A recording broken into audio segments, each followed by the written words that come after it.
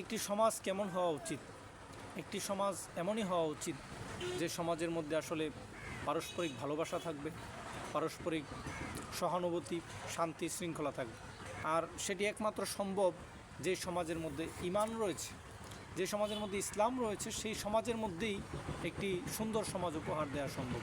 আজকে ইউরোপের সমাজ, আমেরিকার পাশ্চাত্য সে সমাজ, তারা যদিও প্রযুক্তিগত দিক দিয়ে হাজার হাজার বছর এগিয়ে আছে, কিন্তু তাদের পারিবারিক বিচ্ছিন্নতা, তাদের মধ্যে যে একটা অবৈধ জিনিসের ছড়াছড়ি, মাদক, এরপরে অশ্লীলতা, সিনেমা, প্রযুক্তির যে অবাধ ব্যবহার তারা করছে, এগুলোর কারণে কিন্তু তাদের জীবন দিন দিন অশান্তির দিকে বেড়ে যাচ্ছে বন্ধুগণ। সে অশান্তি থেকে যদি তারা মুক্তি পেতে চায়, তাহলে western civilisation should coming to the Islam.